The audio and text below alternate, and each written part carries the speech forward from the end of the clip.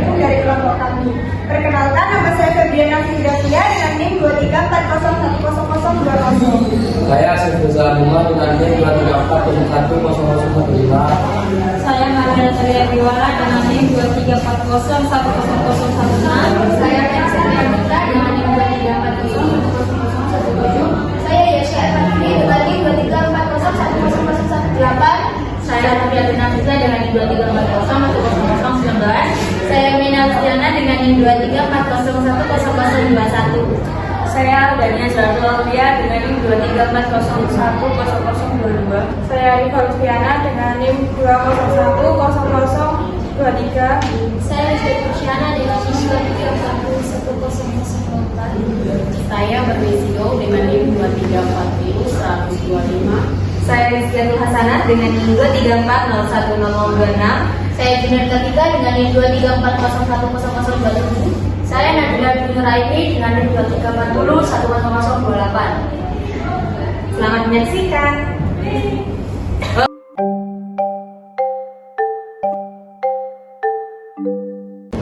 Untuk yang pertama-tama di sini kami akan mempresentasikan tentang kepekaan terhadap antibiotika. Tujuan praktikum yaitu yang pertama, mampu melakukan uji kepekaan hukuman terhadap berbagai antibiotik dengan metode difusi. Yang kedua, mampu menjelaskan hasil tes uji kepekaan antibiotik. Berdasar teori, uji kepekaan yaitu metode yang digunakan untuk menilai aktivitas antibiotik terhadap bakteri tertentu. Kepekaan bakteri yaitu merujuk pada sejauh mana bakteri dapat terpengaruh oleh antibiotik. Antibiotik merupakan zat yang digunakan untuk membunuh atau menghambat pertumbuhan bakteri. Pengujian antikepekaan antibiotik dapat dilakukan dengan dua metode, yaitu metode difusi dan metode deduksi. Pada metode difusi memiliki prinsip yaitu terdifusinya senyawa mikroba ke dalam media padat yang telah diinokulasi dalam bakteri. Metode difusi dapat dilakukan dengan cara cangkram yang mengandung antibiotik lalu diletakkan di atas media yang telah mengandung mikroba. Kemudian diinkubasi dan dibaca hasilnya berdasarkan kemampuan penghambatan mikroba di sekitar kertas cangkram. Berikut adalah perhitungan dari bahan media kami. Untuk NHA hasilnya diambil 2,66 gram. Kemudian untuk vektornya diambil 2 gram.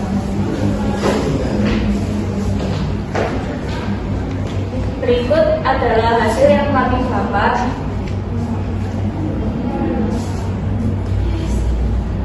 Untuk amoksilinnya kita mendapatkan hasil daya hambatnya 14,3 mikrometer. Untuk ciprofloxacinnya kita mendapatkan 28,95 mikrometer.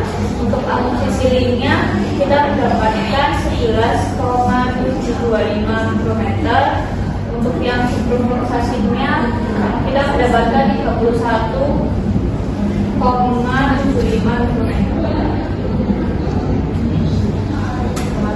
Antibiotik yang kita gunakan dalam praktikum kali ini menggunakan antibiotik chlorantraniliprol, clindamycin, dan amoxicillin, dan ciprofloxacin dalam media agar PHH.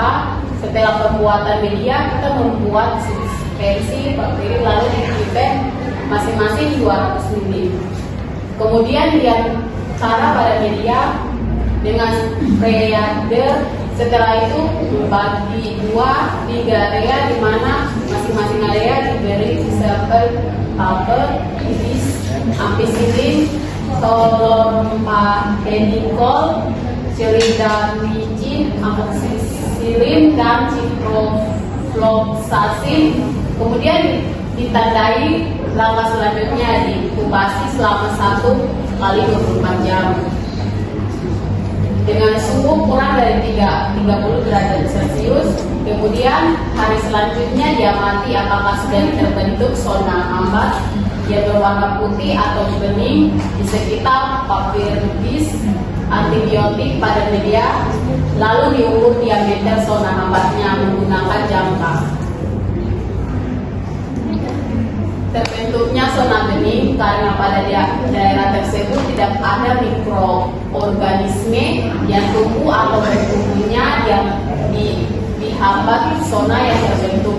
Inilah yang akan digunakan sebagai dasar kuantitatif agar dapat mengukur potensi antibiotik baku. Dari hasil uji dapat dilihat dari kelima antibiotik yang diuji pada bakteri S. aquarius yang memberikan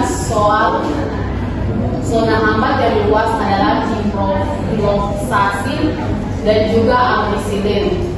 Sedangkan pada bakteri E. coli yang memberikan zona hambat yang luas dan ciprofloxacin dan juga ciprofloxacin memiliki pengaruh konsentrasi antibiotik yang besar sehingga dapat memiliki kemampuan antibiotik untuk menghambat atau membunuh bakteri sangat besar. Namun pada saat praktikum terdapat kendala, yaitu pada praktikum pertama menggunakan antibiotik yang zona hambatnya itu lebih kecil atau bahkan tidak timbul zona hambat. Ada juga yang zona hambatnya tidak merata, bahkan menyatu dengan zona hambat antibiotik lainnya. Meski jaraknya tidak terlalu berdekatan, hal ini mungkin terjadi karena beberapa faktor.